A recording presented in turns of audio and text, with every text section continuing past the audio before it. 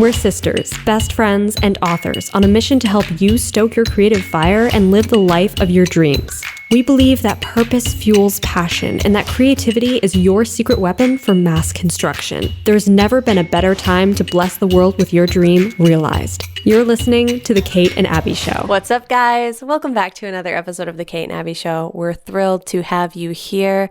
We have some very cool topics to unpack today. We are continuing the series that we announced a couple of episodes ago, which is all about preparing yourself to indie publish your first book. A lot of you guys are working on works in progress that you're thinking of publishing yourself, or maybe you're not sure what publishing route you want to go yet, so you're exploring both options, or I say both as if there's only two. There's so many different publishing options these days, it really can't even be narrowed down into simple categories anymore.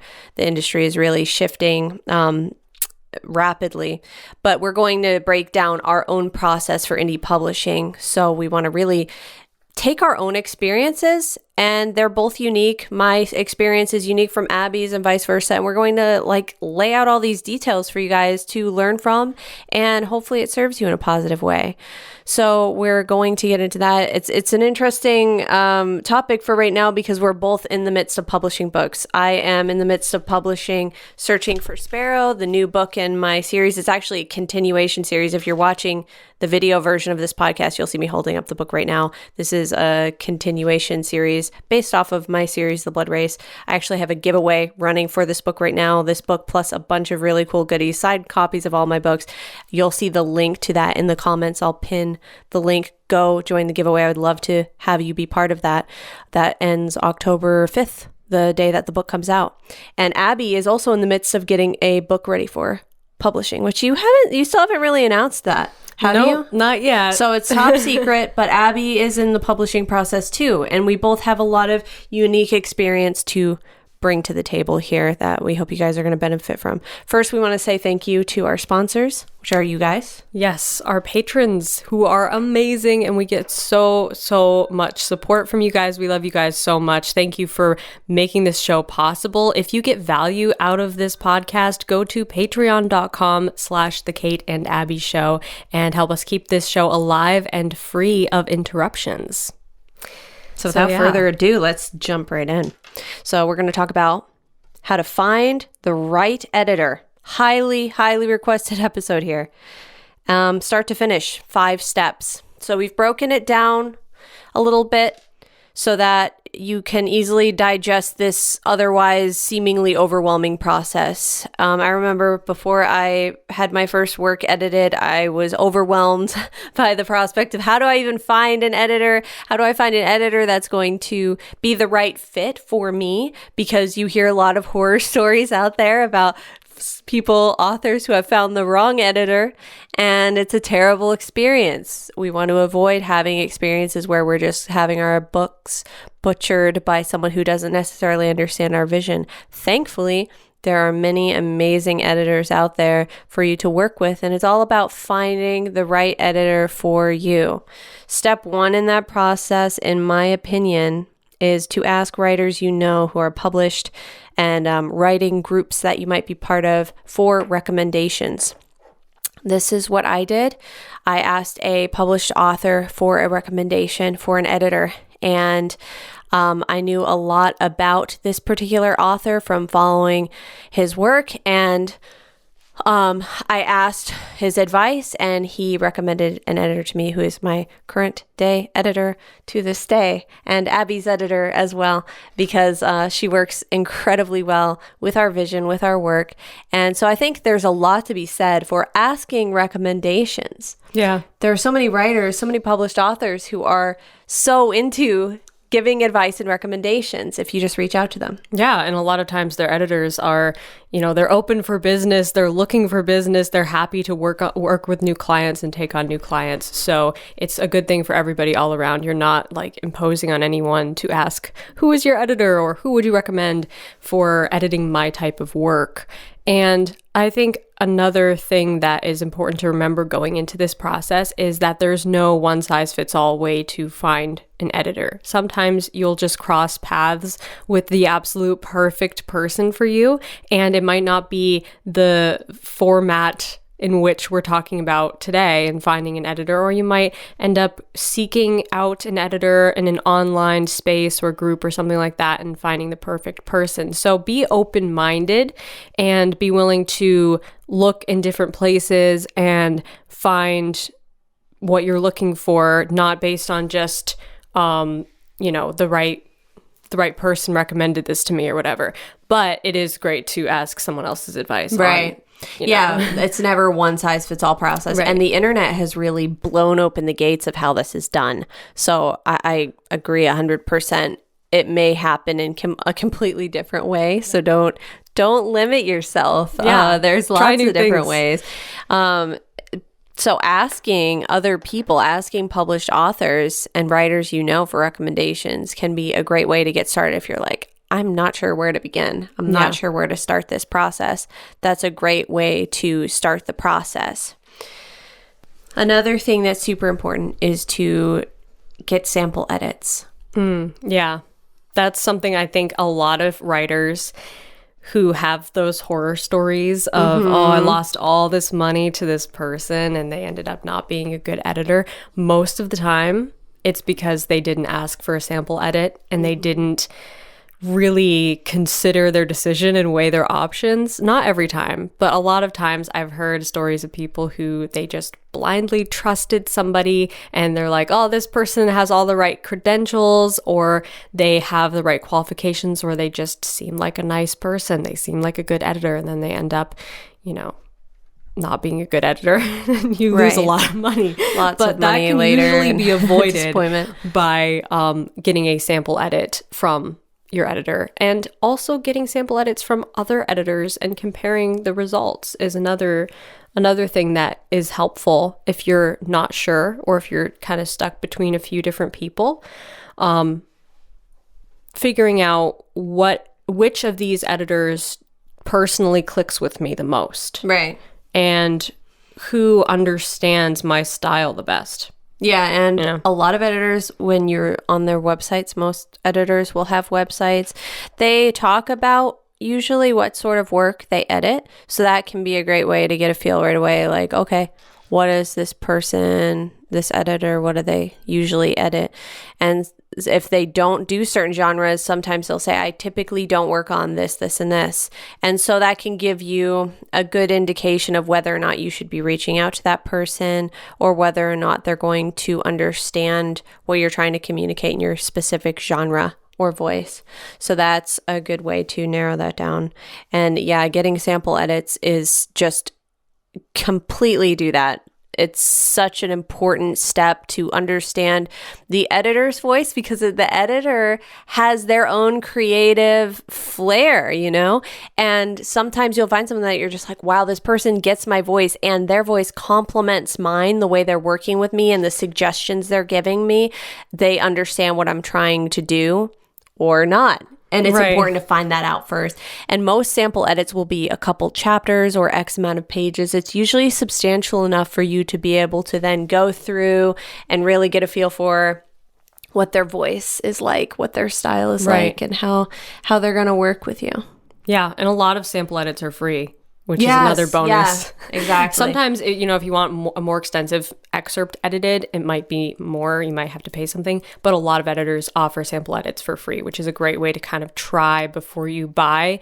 And another thing that I think is worth mentioning here is for new writers who've never had their work edited before, and they're just starting down this journey, when you get back even a sample edit of something you wrote and you see all the corrections and the markup from your editor, don't necessarily take that as this is, written in stone. This is right. They're correct. They know exactly, how to make this better, because not all of their, even long-term, not all of their edits are going to be corrections that you go with. Right. Okay, some corrections you will go with, some you will leave because it clashes too much with your voice or your personal intention with that scene or that phrase or whatever the case may be. So I think a lot of new writers look at their edited manuscript as like, oh, the editor knows best. Right. And that's not always the case. Like, yes, they are professional editors and they do know what they're doing most of the time. Most of them know what they're doing. But that doesn't mean every single correction that doesn't mean you should take every single correction as this is holy and I cannot touch it. Yeah, you know, exactly. You can't change anything now that the editor has waved their magic wand. It's right, not like not that at all. It's a relationship. It's really a relationship. So they'll make suggestions, and my editor oftentimes will say, like, I think you might be trying to say this, but I'm not sure. So you do you here. And a good editor will tell you that. Right. They won't be like, hey, it should absolutely be this, so make sure you change it to that. That's not what a good editor will tell you. A good editor will work with you and say, here's an idea, but use your own words, or feel free to make this malleable. This isn't set in stone. Yeah. And another thing that is important to pay attention to when you're reading through a write-up from an editor is, are they genuinely enjoying your story, even though they're finding corrections to be made with it? Because if you find that they have nothing to say except criticism after criticism, and they're being really critical and they just don't seem to be enjoying your writing at all, that would be an indication of this is not the right person to be working on your book, because you have to be working with somebody who is genuinely, they can see your vision with this story. And even if you're not quite there yet, they're enjoying the process of bringing it closer to that place. Exactly. Not like, oh, this is so bad. This is not that they would say bad, but they would be like, oh, these descriptions are so wordy. This is too descriptive. This is too flat. Like if it's just criticism after criticism, probably not the best person to go with. Right. Or someone who wants to completely fundamentally change the story, starts suggesting things that are going to need an entire rewrite. Most books don't need that. And if they do need that extensive of an edit, it still should be communicated in a more positive way, not like, oh, you need to scrap this and basically start over. They'll make recommendations and work with you, and there will be back and forth collaboration. It won't just be the editor going in and deleting a bunch of things and giving you their own ideas.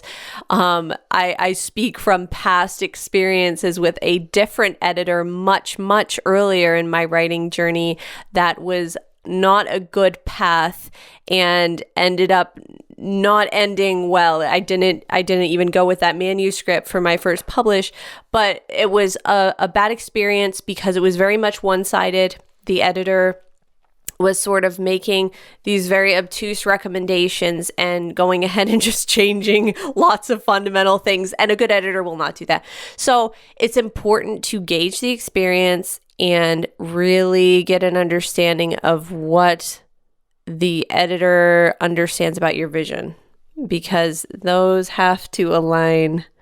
Yeah, to an extent. For sure. And if you have to developmental edit stuff, that was something that we kind of touched on in the last episode of this indie publishing series, which was called The First Steps of Indie Publishing. Right. If you haven't watched that one, check that out. And we talked a little bit about self-editing and making revisions. And that's kind of the time when you're going back and forth with a writing partner, critique partner, a trusted beta reader, and you're making those more developmental edits to the story itself in preparation to send your book to a professional editor, so that once you get to the professional edit stage, you won't have to be spending all of this time and money on the development of the story itself. Right. Getting prepped, which we actually did an episode. It's funny, it was almost exactly 1 year ago. I checked the date on it. It was like August 9th or something. We released an episode that was called How to Prep Your Novel and Yourself for Working with a Professional Editor, and I recommend going back and checking that one out. We'll link these episodes in the description of this video. If you're listening, you can go to the YouTube version and find those videos linked on this episode. But getting yourself prepared is important, because not only will it save you time and emotional emotional drama, but it will save you money. So depending on what your budget is for your first launch of a book, you want to make sure your manuscript is as tight as possible, because your editor will, depending on how they're charging by the page or by the hour or how many words, whatever it is, to have a tighter manuscript, you're going to save money. So if you're going to end up deleting a whole bunch of pages from it because you're editing it down, you're taking out unnecessary parts, well, automatically you just saved a bunch of money by having it be a shorter manuscript. Or if it's by the hour, your editor will save a lot of time by not having to sift through a bunch of things that are like, well, wait, what are they saying here? This is very messy and confusing. If you've already gone through and ironed out those rougher parts, it makes it a much more easy job for your editor to go through more quickly and efficiently. Not to mention, it will give them a better experience reading your book overall as a reader, from a reader's perspective, because they won't have so many things that their brain is having to stop and stumble over and pause and really break it apart to figure out what you're trying to say. So by creating the smoothest possible version of your book, you're going to really save yourself money, time, and it's going to be a better experience for your editor in general. Yeah, very true. Always straightening that and sign. I know, it was a little bit off. Don't get psyched out. That's another thing. Yeah, I see that from a lot of writers who it's their first time editing, or their first time sending a book to an editor. And the preparation of that process seems so emotionally draining for them. Daunting. So daunting. Yeah, exactly. But it's not the end of the road, okay? It's not like this has to be absolutely perfect before I send this to an editor. It's really just the beginning, which I don't know if that's any less daunting to say that. That might be a little bit disappointing to some listeners, but it is the beginning, because you have done some self-editing, hopefully at this point, some revisions, self-editing. Hopefully you're sending the cleanest possible manuscript to your professional editor, but don't get like psyched out to the point where you lose confidence in it and feel, oh, maybe I'm not ready for this. Because chances are, if you have written the book that you love and that matters to you, and you've done some revisions, you've done some self-editing, you've talked to a beta reader about your book, and you feel confident, don't let the idea of letting someone else read your work, someone who is this professional editor in a line of the professional line of business here with publishing, don't let that trip you up and take away your confidence in your book. Be confident in it and go into it with the right mental attitude. Go into it with a growth mindset of, this is good and we're going to make it even better. And that mental attitude, I think, is a huge part of the success of the editing process. Absolutely. Yeah, because if you go into the process doubting yourself and being petrified of it not being good enough, it will also change the way that you have a relationship with your editor, I think, because you'll be more in this defensive mode or self-doubting mode of every edit. Oh, see, it's not good enough. And that's not true at all. Some of the best things have been edited and rewritten and gone back and gone over again and again. And that's what can really make the process rewarding and more refined and smooth. And the thing is, perfection is subjective. There really is no such thing when you think about the fact that everyone has a different definition of what perfect is. Someone who leaves, you'll see books all over the place that have a 5-star review. This is the most perfect book I've ever read. And then other people who are like, this is the worst book I've ever read. So it's all subjective, and you can't have this ideal that holds you in this place of fear and anxiety over your work. You have to just trust that this is important to you. And if you're working with an editor who understands your voice, that you feel comfortable working with, don't let every correction psych you out. It's a positive experience, not a negative. Yeah, exactly. They're trying to make it better, and that should be your goal as well. Right. And actually having an editor work with you can build your confidence. Yeah, for sure. That feedback is so valuable. Right. And I've always found it very encouraging. Even corrections. Right. That, like we were saying earlier, a good editor won't just be ripping you apart and tearing apart your writing left and right. They will be trying to actively make it better. And so, of course, that means they will have corrections for you, and they will delete some things, and they will suggest edits, but all in the spirit of making it better and more enjoyable for your reader. And I always get excited when I see feedback and corrections from my editor and think, oh yeah, that's a good idea. I should rewrite this part, or I should add this. Right. And a lot of times, even when you add things, like I was saying about, it's not the end of it's not just necessarily over when it's over. If you add something later, you can usually reach out to your editor again and say, hey, I rewrote this one scene or this one page. Would you mind looking it over? And a good editor will be happy to do that for you free of charge, because they want to see you succeed. They want to see your book be the best it possibly can be. And that, to me, is one of the best qualities in an editor. Right. It is, for sure. And I agree with you. I get really psyched when, in a good way, when I get my manuscript back from my editor, because she leaves loads of really great comments throughout. She always marks places she likes, and it makes me so happy to be able to read her thoughts and stuff. And also things that she catches that will be confusing, and I didn't realize it was confusing. So it's great to be able to catch those and to have someone else give their perspective on, oh, well, I saw it this way. And you're like, oh, wow, I didn't realize someone could see it that way. That's not at all how I meant it. So that's really encouraging, because that gives you an opportunity to change it and make sure it's understandable to everyone who's going to read it. What would be discouraging is to see that in a review on your published book. The people who are like, oh, I loved it, except I couldn't understand that part. And you didn't have a chance to be able to amend that before. Yeah, so true, so true. And another thing that I don't think a lot of writers, at least on their first experience with a professional editor, don't think a lot about asking them questions as well, and writing notes to your editor.